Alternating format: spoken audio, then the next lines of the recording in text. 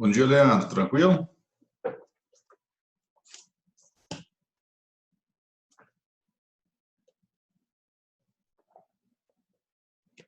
Áudio tá beleza aí?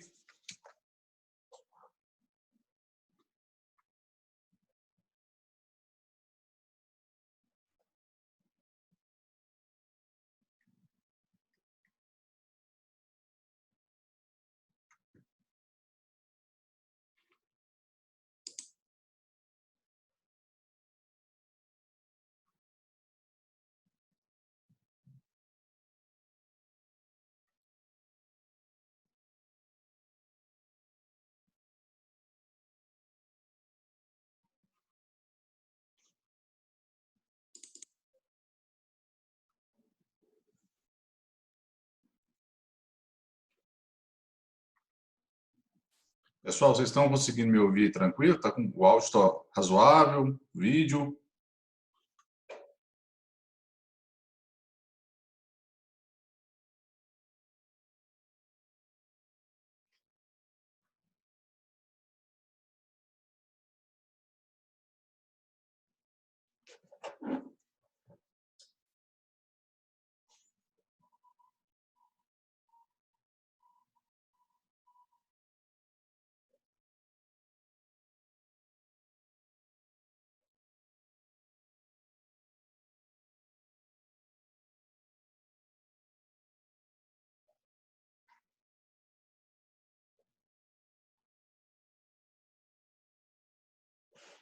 Bruno, tá conseguindo me ouvir pelo chat, cara? Agora deu certo. Ah, tá, beleza, então. Bom dia, né? Bom dia. Mais 2 minutinhos a gente vai estar iniciando, só ver se vai entrar mais alguém, tá? Tranquilo.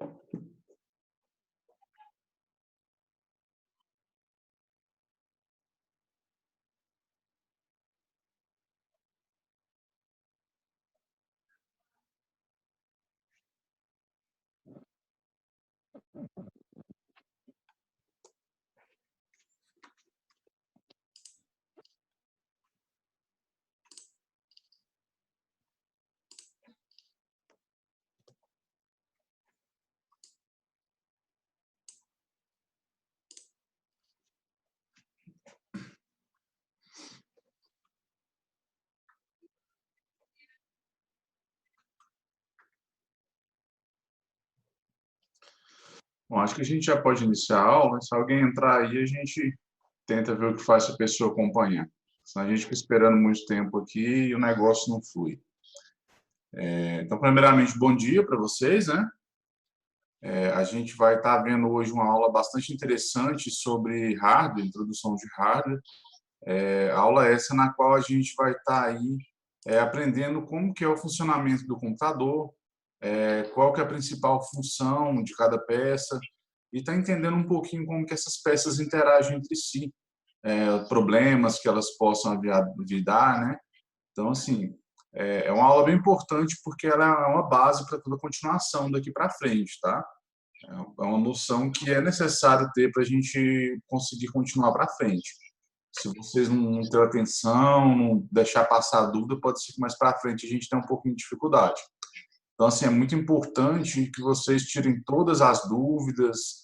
Ah, eu acho que eu não estou com dúvida, mas então, Fernando, espera aí, deixa eu ver se eu entendi mesmo. É isso e isso, estou correto, para que a gente possa desenvolver e ir para frente, não ter que voltar nesse assunto, beleza? Beleza. Tranquilo, vamos lá então.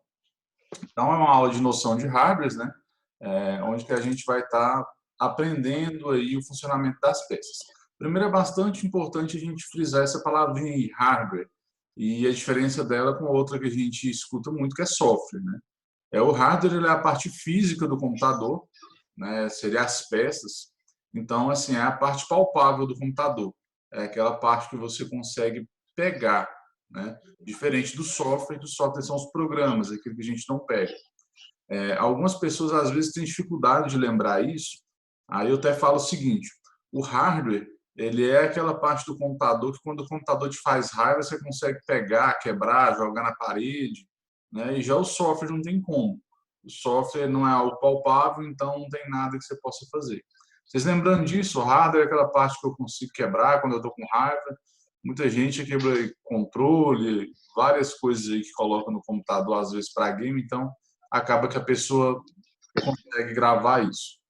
Belezinha? Nenhuma dúvida quanto a isso? Beleza. Tranquilo. Beleza. Vamos falar então aí da primeira parte, que é o gabinete. Pessoal, o gabinete é essa parte externa do computador, né? Seria a casca mesmo ali que envolve tudo e tem como função proteger o computador, né? Para evitar que entre muita poeira e bichinho, às vezes, dentro do computador lá e possa estar danificando alguma peça. Além dessa função, ele tem como função também a organização, né? Você consiga colocar suas peças de maneira organizada. Aí fica aquela dúvida. Um computador, é possível que ele funcione sem um gabinete? O que vocês acham? Acho que sim. Sim, né? Sim, totalmente possível. Como eu falei, a função dele é tá organizando as peças para que você tenha um local organizado e está protegendo. Mas ele não é fundamental para o uso, né? Você consegue ter todos os componentes fora desse gabinete e fazer o uso do seu computador. Você consegue ali, usando determinadas técnicas, ligar, reiniciar. O funcionamento vai ser comum, só que vai ser bem estranho, né? Você pensa uma placa-mãe de um computador, as peças tudo exposta, né? Além do risco de você poder estragar, danificar alguma peça de diversas formas, vai ficar bem complicado você arrumar um lugar para que você possa colocar isso para usar. Mas é possível sim. Tem uma coisa que o pessoal fala muito do gabinete, que é bom a gente desmistificar, porque não tem nada a ver, que é a CPU do meu computador. Né? O pessoal às vezes pega um gabinete, vou aqui pegar a CPU. Não é CPU, pessoal. O gabinete, ele também é chamado de chassi, às vezes, não está errado ser chamado de chassi, mas CPU ele não é. CPU é um dos nomes que a gente chama o processador do computador, né, que é uma outra peça que a gente vai ver daqui a pouco. Então, não é CPU, gabinete ou chassi. Quais as atenções que a gente deve ter quando a gente vai comprar um gabinete? Né? Resolvi lá, vou montar um computador, não vou comprar pronto, eu vou comprar o meu gabinete para me colocar essas peças que eu já tenho. O que vocês acreditam que a gente deve estar olhando?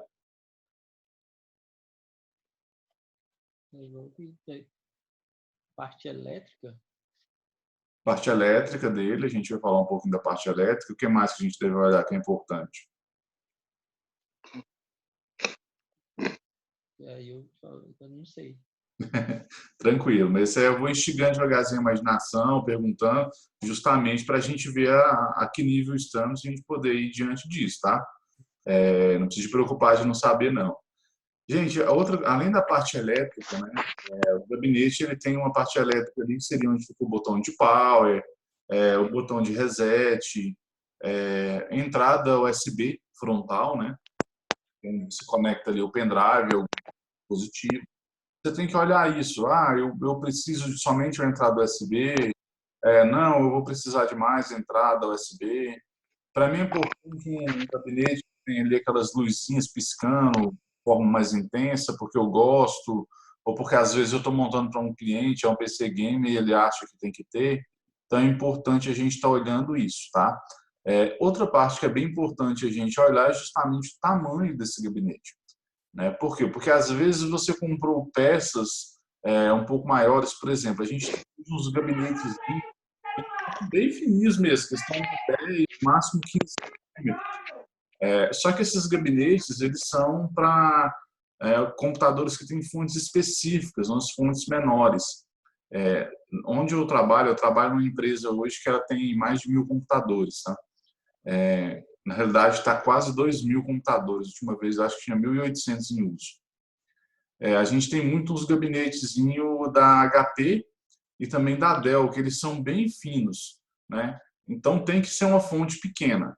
Qual que é a vantagem e qual que é a desvantagem disso? A fonte pequena, geralmente, ela é uma fonte menos potente, né?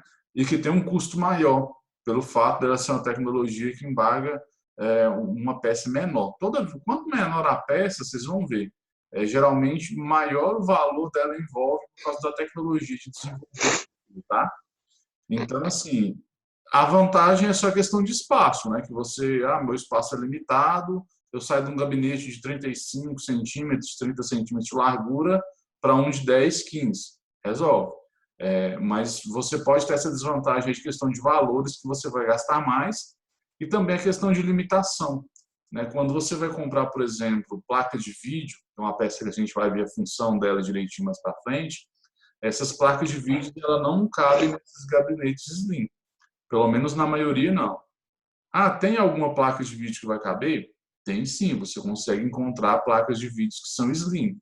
Só que aí já vai aumentar mais uma vez o seu custo, né? Então, assim, é aquele jogo que você tem que colocar o custo, benefício, como que funciona. Para mim compensa, realmente é necessário, não é? Então, tudo isso envolve na compra de um gabinete, né? Da mesma forma que vai envolver na compra de outras peças. Para não acontecer, às vezes, o erro de, eu achei bonito, bacana, vou comprar ele, aí depois você pega essas peças, não cabem nesse gabinete, o que é o ideal e o que eu faço quando eu vou montar computadores? Primeira coisa, eu compro todas as peças, todos os componentes que vão ficar dentro do gabinete, para aí sim eu ver o tamanho do gabinete que eu vou precisar, né? Às vezes eu posso precisar de mais espaço dentro dele, porque eu quero instalar mais HDs, né? Às vezes eu quero ainda instalar um leitor, um gravador de DVD, que apesar de não estar muito em uso mais, tem gente que ainda gosta. Então é importante você primeiro comprar as peças para que você não tenha depois a decepção de comprar o gabinete e não caber lá dentro que você precisa. Beleza? Então o gabinete também tem a parte elétrica, como a gente falou, né? Que é ali botão de power, botão de reset. E tem esses fiozinhos aqui, ó. Vocês estão conseguindo ver o mouse quando eu movimento, pessoal? Sim. Beleza. Tem esses fiozinhos aqui que eles saem do gabinete, né? E são conectados na placa-mãe do computador. A função deles é justamente fazer esse gerenciamento. Botão power, botão reset. Fernando, Sim, pode falar? não, só para saber se estava conseguindo me ouvir. Não, tô 100%. Qual é o seu nome? Bruno, Bruno. Beleza. Pessoal, daqui a pouco eu vou pedir para a gente fazer chamada, tá? Me ajude a lembrar, por favor, no final da aula, tá? Preciso de fazer a chamada aqui para dar presença para vocês. Então, o que beleza. acontece? Esses fiozinhos aqui, eles vão sair do gabinete, vão encaixados na placa-mãe e eles que fazem essa conexão do botão reset, do botão power, do USB, né, que a gente conecta, e também daquelas luzinhas que aparecem ali no painel do gabinete. O botão power, basicamente, ele funciona da seguinte forma. Você tem dois fios, né, que eles ficam distantes lá no gabinete, um positivo e um negativo. Quando você encosta eles, eles fazem a centelha e inicia o computador, né? Então, o botão do power ele simplesmente faz isso, ó, ele encosta um no outro, ele vai dar essa conexão para você iniciar. Aí a gente pensa o seguinte, se é só fazer uma centelha, é possível eu ligar o meu computador sem ter um gabinete, porque o gabinete tem o botão power, como que eu faço? Alguém aí já teve essa experiência ou não? Não. Não? Eu também não. Mas eu creio que é possível. Sim, é possível. Quando a gente fala em conectar, automaticamente a gente fala que esses fiozinhos eles vão conectar em algo, eles têm que encaixar em algo, né? A gente tem na placa-mãe, eu vou mostrar para vocês daqui a pouco, os locais que eles encaixam, que são os pininhos. Aí, o que acontece? Os fiozinhos de power, por exemplo, que é um positivo ou negativo, sai um fiozinho daqui e um fiozinho daqui. Então, você concorda que se eu encostar esses dois aqui, eles vão funcionar? Eles vão fazer centelha para iniciar? Sim. A única diferença é que o botão power está conectado em fio e vai ser lá no gabinete que ele vai fazer essa centelha, né? Então, aqui o que acontece? Você pega uma chave de fenda mesmo, eu faço isso constantemente, às vezes eu preciso de tirar uma placa-mãe para fazer algum teste fora do gabinete, você encosta a chave fenda aqui, que é metal, ela é condutora, né, de eletricidade, e vai dessa centelha, vai estar iniciando o computador. Mesma coisa com o botão reset, tá? O botão de reset também você consegue encostar lá a chave de fenda e resetar o seu computador. O USB e a luz do gabinete aí já não tem como, né? Automaticamente eles estão no gabinete, funcionam no gabinete, então não tem como. Beleza? Alguma dúvida sobre a questão de gabinete aí ou tá tranquilo? Tranquilo. Tranquilo. Beleza, então. Bora passar para frente aqui. Bom, a placa-mãe, a gente falou há pouco Deixa eu dela. só te perguntar aqui. Pra Sim, falar, pra falar nesse aplicativo aqui, é só jogando na tela pro lado, apertando esse botãozinho de falar? Ou assistindo você, tem como assistir você falando? Porque aqui onde eu tô conversando, não tem como ver você falando. entendi. É porque quando você tá conversando, aí ele joga o vídeo para você. Mas é da forma que você está fazendo mesmo. Tá fazendo certinho aí. Tá chegando para mim aqui, beleza, o áudio. Seu limpinho. Não, beleza, então, tranquilo. Beleza, então. Então, pessoal, placa-mãe. A placa-mãe, também chamada de motherboard, né? O próprio nome fala, ela é a mãe de toda a coisa. Por quê? Porque ela é responsável por receber e por conectar todos os outros componentes do computador. Então, todos os outros componentes que eu instalo, seja uma memória, um processador, uma gravadora, vai tudo conectado aqui nos encaixes que a gente tem, nos diversos encaixes da placa-mãe. Tá? Então, é impossível que um computador funcione sem uma placa-mãe. Ele não existe sem placa-mãe. Tá? A gente tem aqui, ó, aqui são soquetes de memória, esses brancos e pretos, onde que eu encaixo memória.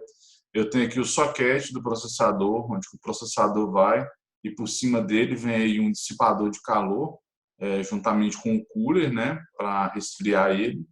Tem lugares aqui que são os encaixes SATAs, que é onde eu encaixo aí um HD, onde que eu faço o encaixe de dados também de gravadoras, né, de DVD, de CD.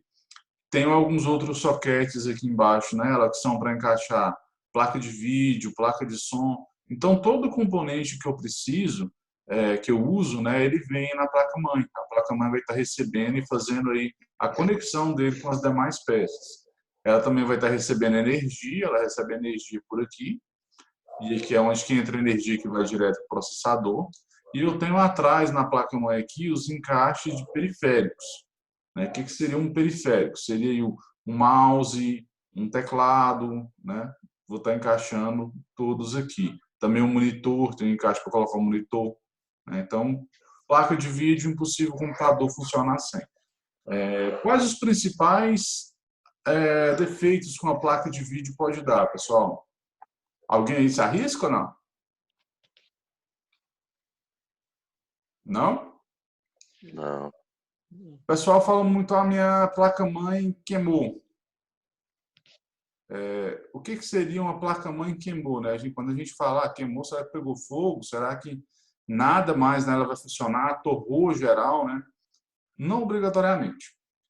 A gente tem muito técnico que, por desconhecimento, às vezes, não vou dizer que é por maldade ou por mau caráter, mas por desconhecimento, qualquer defeitozinho que dá na placa-mãe, o cara não consegue fazer o conserto, ele não tem capacidade de fazer aquele reparo, e ele condena a placa-mãe. A placa-mãe queimou.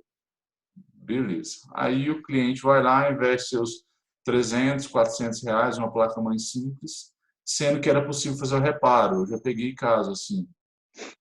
Não sei se eu comentei com vocês na última aula, ou se foi na outra turma. Eu tenho um cliente que ele é bastante fiel, tem uns 3, 4 anos que eu faço serviço para ele. Ele precisou de um serviço com urgência e eu estava viajando. Ele me ligou e falou, infelizmente eu não consigo te atender, só tal dia. Eu, não, então vou ter que chamar outra pessoa. Eu falei, não, beleza, tudo bem, eu entendo. Chamou a pessoa chegou lá, condenou a placa-mãe dele. Beleza, gastou lá, acho que foi 400 reais que ele comentou na época, comprou uma outra placa-mãe, o computador funcionou, beleza, vida que segue. Depois de um tempo eu fui fazer um outro serviço para ele falou, Fernando, eu sei que você mexe muito, se você quiser a placa-mãe que estragou, para tirar os componentes dela, alguma coisa que você possa aproveitar, eu guardei ela ali para você, você quer? Quero, toda hora. Peguei essa placa-mãe, trouxe para casa, Falei, deixa eu testar e ver o que eu posso tirar dessa placa-mãe. Quando eu coloquei essa placa-mãe na minha bancada, eu vi que tinha algumas peças danificadas, algumas pecinhas simples, componente eletrônico. Eu falei, mas tá estranho, né? O cara nem trocou esse componente, já condenou essa placa-mãe, né? Se não me engano, era 2 capacitores. A gente vai estar vendo mais para frente o que é um capacitor direitinho. Mas são peças que passam energias por ela. E é bem simples de você verificar quando ela está danificada, porque ele é reto assim por cima, aí ele faz uma barriguinha. Ele faz uma barriga e às vezes em cima ele chega a abrir, distanciar. Falei, vou trocar isso aqui para ver o que pode ser feito, né? Troquei 2 capacitores, a placa-mãe voltou a funcionar perfeitamente.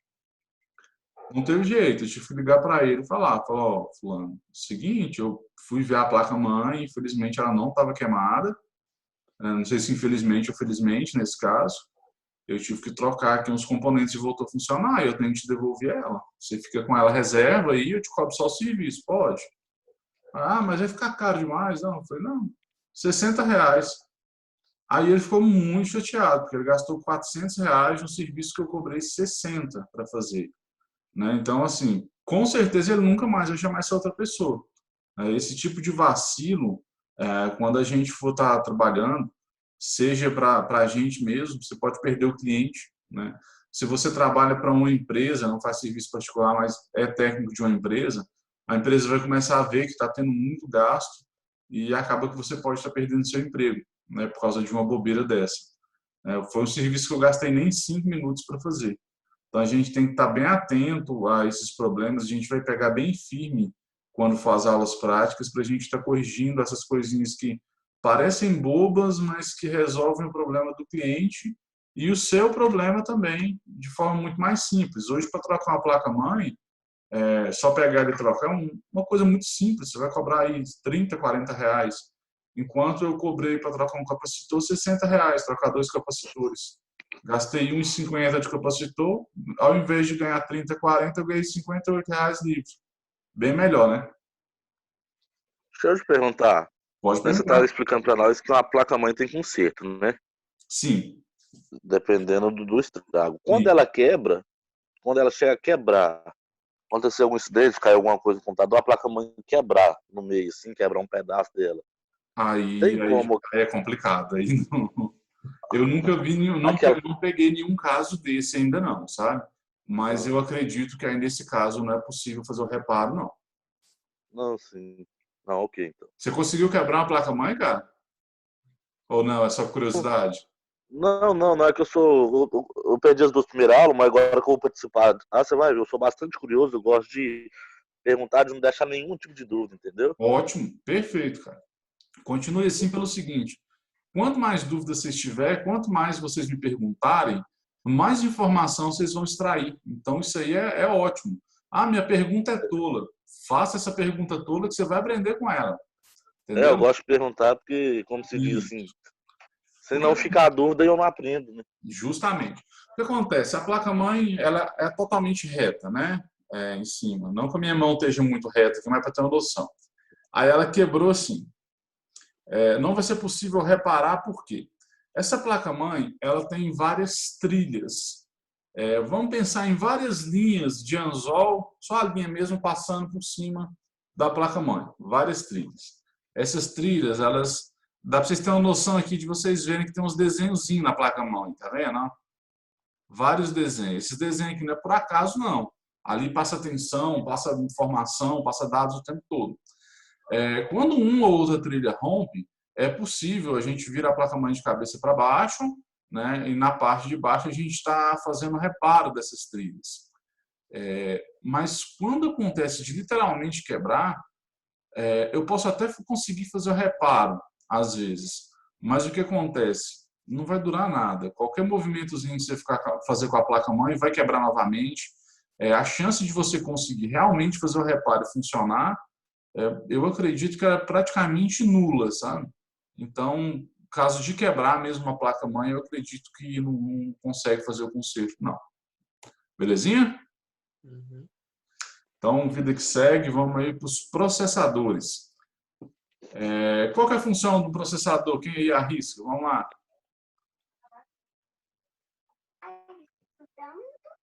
Ninguém nem arrisca? Ah, pelo nome, me dá a entender que ele serve para processar a informação do computador. Exatamente. Ele serve para processar as informações do computador. A gente pode dizer que o processador é uma unidade pensante. Ele que faz todos os cálculos, que faz todo o processamento de dados, né? E que faz a comunicação desses dados com a memória. Por exemplo, quando você está com um programa qualquer aberto, vamos usar o Word, que é um bem comum, né? O processador ele processa o que está sendo gerado, o que você digita, e envia para a memória RAM, que é onde fica armazenado temporariamente, né? O que você está executando, o programa que está aberto. Então, assim, o processador ele é uma unidade pensante, tá? Quais as principais características de um processador que a gente tem que ter atenção para me entender?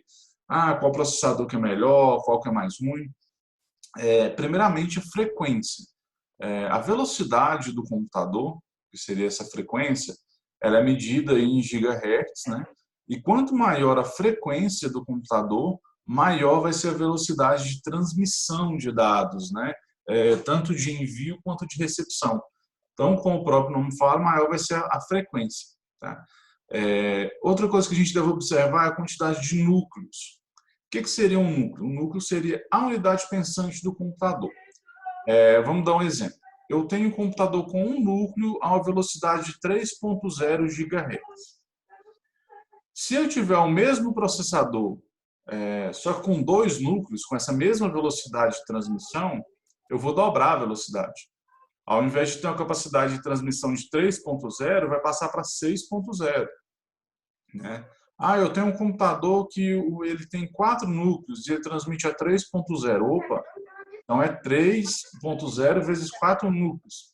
Ele vai transmitir a até 12.0 GHz. Tá? Quando é núcleo físico. Por que quando é núcleo físico? Existe um outro tipo de tecnologia, começou a ser utilizado em processadores na época do Alcor, que você lê e fala, o computador tem 2 núcleos e 4 threads. Qual que é a diferença do núcleo e thread? O núcleo ele é um núcleo físico, ele existe lá no processador, realmente aquele núcleo. Né? Vamos entender o núcleo como um cérebro. Cada núcleo é um cérebro, né? Que é uma unidade pensante ali dentro. O que ele tem 4 threads, ele vai ter 2 núcleos físicos e os outros 2 núcleos vai ser simulado. É como se ele tivesse, mas na realidade ele não tem. Então ele não vai conseguir atingir o ápice da velocidade dele. Ele não vai conseguir trabalhar a 12 GHz real, né? Da maneira que se tivesse um outro com 4 núcleos físico, ele realmente conseguiria trabalhar até 12 GHz. Então, quanto mais núcleos, maior a velocidade? Maior a capacidade, vamos assim dizer, não obrigatoriamente maior a velocidade. Mas não está muito errado o seu raciocínio, não. Vamos entender por que não é maior a velocidade dependendo do núcleo. Vou pegar de exemplo um processador quad-core, com 4 núcleos. Ele não funciona os 4 núcleos o tempo todo. Ele não funciona os 4 núcleos o tempo todo. Por quê? Primeiramente, porque em alguns casos você não precisa disso. Eu estou aberto aqui com o Word e o Internet Explorer, por exemplo. Eu não estou exigindo um desempenho muito grande do computador. Então, ele deixa ativo somente um núcleo para a questão de economia de energia, porque quanto mais núcleos estiver aberto, maior vai ser o consumo de energia do processador, tá? E também por questão de desgaste, evitar um desgaste desnecessário do computador, né? do processador, no caso. Alguém perguntou alguma coisa, gente? E isso aí, o computador mesmo sabe. Isso, o sistema operacional do computador que faz o gerenciamento disso. Tá? O sistema operacional, o Windows, Linux ou o próprio Mac, ele é responsável por fazer essa conexão entre hardware e usuário. Né? Então, ele vai estar gerenciando essa questão. Como? Tá escutando? Estou escutando, pode falar. Você me falou então que nem sempre ele usa os 4 núcleos, então ele usa um núcleo por economia de energia, isso é automático do computador, né? Isso. E tem como eu programar o computador para usar, para deixar ativo os 4 núcleos? Ou Tem, 2 ou 3? tem alguns Independente de como softwares, tiver o... tem alguns softwares assim um pouquinho mais avançados, mas para frente a gente deve ter uma aula específica sobre processador e eu vou apresentar esses softwares para vocês, tá? Que eles são possíveis sim, né? São softwares de overclock. Só que o que acontece? Pode causar algum dano no meu Não, processador, ao meu placa? às vezes nem é questão de dano em si, porque o processador ele já tem os núcleos para que possa realmente estar sendo usado. Mas você vai usar, às vezes, de maneira desnecessária. Você vai estar desgastando o seu processador, né? O processador está caro, mas está muito caro mesmo, principalmente com o dólar nas alturas, igual está, né? A tecnologia cresceu muito. E a questão de consumo de energia também aumenta muito, sabe? É possível no computador, tem uma opção que a gente ativa através de um menu que se chama MS Config. Você ativa na iniciação do computador, para ao invés de iniciar só com o núcleo, porque geralmente ele inicia só com o núcleo, né? Para ele iniciar com a quantidade que você quiser, né? Até o limite que o processador tem, é claro. Mas aí assim que você já entra no sistema operacional, automaticamente ele vai fazer uma leitura rápida ali do que você está usando, o que está aberto ou não, e desativa os recursos desnecessários, entendeu? Tem esse detalhe. E por que obrigatoriamente quantidade de núcleos significa que é mais rápido? É justamente por isso que eu falei. Às vezes eu tenho um processador com somente um núcleo, com uma frequência de 3.5 GHz, vamos supor, né? E você tem um processador quad-core com frequência de 2.5 GHz. Ele tem 4 núcleos, só que a frequência é um pouco menor. Na teoria, o seu seria mais rápido, porque 2.5 vezes 4 são 4 núcleos, ele trabalha até 10 GHz, né? Mas ele não vai estar ativo, dependendo do que você for usar os 4 núcleos. Então, na realidade, em determinados momentos, eu vou estar trabalhando com 3.5 GHz de frequência e você, com seu quad-core, vai estar trabalhando com somente 2.5 GHz de frequência. Então, nesse caso, o seu processador... Sim? Por isso que eu perguntei. Aí, no caso, você vai estar trabalhando com o seu, né? 3.5. Tem o meu, 2.4 aí. Só que se eu tiver com os 4 núcleos, se eu tiver configurado para deixar os 4 núcleos, 4 ou 3, para não usar a capacidade total ativo, então o meu realmente vai se tornar mais rápido. Não precisa só mais rápido, sim, porque, como você falou, a frequência dele vai aumentar, a frequência dele é 2, no outro está trabalhando direto, porque eu configurei para ele ficar ativo. Ativa os 4 núcleos. É isso mesmo, você entendeu direitinho. Ok, então, sem exatamente dessa forma. Pessoalmente, eu nunca vou indicar ninguém para usar esse software de colocar os 4 núcleos, não, tá? Nunca vou indicar. Sim, não, também não penso em usar, não. É só para mim saber o que é possível e o que não é.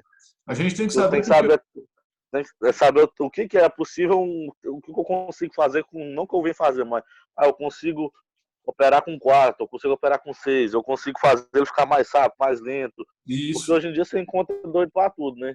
Você falou, não recomendo fazer, mas se você quer, desse jeito que funciona. Então tem que saber pode acontecer às vezes permite acessar. Pode acontecer às vezes de você precisar. Eu já precisei, quando eu era mais novo, de fazer isso num processador. Eu lembro que eu precisava de fazer alguma coisa que era de extrema urgência e o meu processador estava dando gargalo e eu senti que é porque eu não estava ativando os núcleos, sabe? Então, aí nessa época eu lembro que eu usei esse recurso. Foi a única vez que eu usei.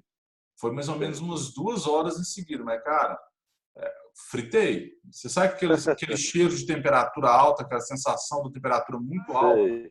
Né? Na época ainda eram aqueles Core 2 Duo, processadores Core 2 Duo que esquentava pra caramba, sabe? Você podia colocar um ovo ali no gabinete que você fritava ele tranquilo. Então, assim, tem essa questão então, dos núcleos que é bastante importante na diferença de desempenho. Quando que os núcleos vão estar sendo ativos, então, Fernando? Quando que eu vou estar utilizando tudo disso?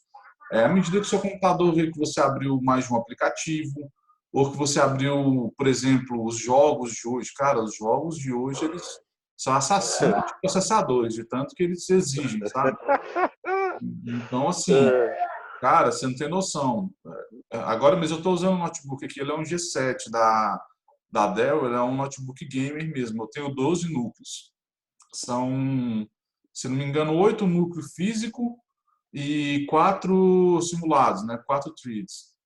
Cara, quando eu coloco um game aqui que eu vou jogar às vezes, eu gosto bastante, aí eu abro o gerenciador de tarefas para ver, o processador está sendo usado em 92%, cara. Não tem condição não, sabe? Então, assim, usa demais. Outros programas que acabam com o processador, cara, de vídeo. Você vai renderizar um vídeo, você vai converter um vídeo, aí ele ativa tudo que o seu computador tem. Vídeo sempre vai fazer isso. Ah, vou converter um vídeo. Ele vai ativar tudo que você tem de memória e tudo que você tem de processador. Então, às vezes, você pega algum cliente, eu mexo com edição de vídeo, preciso de um processador legal, um computador legal, né? Cara, mete um processador top nele, porque senão ele vai te ligar e te encher o saco porque está demorando a converter os vídeos. Explica bem claro para ele, ó, o custo é alto, mas é por isso ou por isso. Um vídeo que às vezes eu tenho um canal no YouTube que de vez em quando eu lanço, vídeo de 10, 15 minutos para renderizar e ter uma qualidade legal, eu gasto 20 minutos, cara, para converter o vídeo. Então, assim, com 12 núcleos de processamento, né? Então, assim, realmente exige muito do computador, essa questão de edição de vídeo aí, tá? As atenções que a gente deve ter para comprar o processador é isso que eu passei para vocês, que a gente falou das características, né? É você conseguir pegar do cliente, fulano, o que você precisa? Você usa esse computador seu para quê? Você entende o que ele usa. Se você não conseguir falar na hora, você fala, não, eu vou ver aqui então o que a gente precisa. Entra na internet, digita lá quais os requisitos de cada programa que a gente falou que usa, né? Lá você digita lá, requisitos mínimos tal programa. Ele vai falar o que você precisa de processador, o que você precisa de memória. Você junta todas essas informações e passa para o seu cliente um orçamento diante de algo que vai atender. Ao mesmo tempo, algo que vai atender a questão de desempenho e algo que não fique no valor tão alto. Porque não adianta você atender o seu cliente de desempenho, mas o valor ficar muito alto. Tá? Porque com certeza ele não vai fechar com você se ficar muito mais alto que algum outro orçamento que ele pegar. E hoje o cliente é assim, ele pega no mínimo uns 3, 4 orçamentos antes de estar fechando, antes de estar avaliando o negócio. Beleza? Beleza. Beleza, sem dúvida. Vamos passar aqui para o próximo. Memória. Memória também é fundamental no computador. A memória é onde fica guardado temporariamente os arquivos da gente, até que eles sejam salvos. Tá? O que seria guardar temporariamente? Eu estou com um programa aberto. Onde que esse programa está? Ele está na memória. Tá? Ele está aberto na memória. O processador até faz os cálculos na hora da abertura, ele faz os cálculos quando você digita para enviar para a memória que você digitou alguma coisa, mas ele fica salvo, todos os programas eles ficam em momentos de execução na memória. Tá? E todo arquivo que você está utilizando, seja um arquivo de Word, de Excel, PowerPoint ou qualquer outro software, aquele arquivo está na memória até que você salve. Tanto que se você reiniciar o computador sem salvar, você vai estar perdendo seus arquivos. Né? Se ainda não salvou, você vai perder. Você reinicia o computador, quando volta não tem nada mais lá. A não ser alguns softwares que já são configurados para fazer isso. Tá? O Word mesmo, em alguns casos, ele consegue recuperar o arquivo. Então, até que você salve, isso fica salvo na memória, está temporariamente na memória. Salvei. Quando você salva, vai para o HD, aí sim é algo definitivo. Aí você pode desligar o seu computador, quando você ligar, vai estar lá novamente. Tá? A memória, a capacidade dela também é medida em giga. A gente tem memória de 2, 4, 8, 16, 32 gigas. Memórias com capacidades absurdas. Quando que você precisa de uma memória maior ou não? Quanto maior a quantidade de programas e o que esse programa exige, maior vai ser minha necessidade de memória. Porque às vezes eu tenho ali, o meu sistema operacional já consome 2 GB de memória o tempo todo. Mas aí eu vou abrir ali também um editor de vídeo, que consome mais 2, 3 GB. Eu vou abrir algum outro programa que seja internet, mais 1 GB que vai consumir. Então, assim, quanto mais programas eu tiver aberto, maior vai ser a minha necessidade de ter uma memória maior, de ter uma capacidade maior de memória. Então, é bastante... Fernando, Sim, pode falar? Então, no caso, a memória, que eu sempre achei que servia para armazenar, no caso, ela serve só como auxílio para você usar os programas, porque quando você precisar de armazenar alguma coisa mesmo, vai ficar no HD. Ela só serve para ajudar a rodar os programas. Eu preciso da memória para me mexer para me jogar um jogo. Eu preciso dessa memória só enquanto o jogo estiver aberto. Mas para me salvar a informação do jogo, é o HD. Justamente. Só vou avisar que está acabando a aula. Se cair aqui, daqui 5 minutinhos eu vou abrir o outro link e a gente continua, tá? Que 40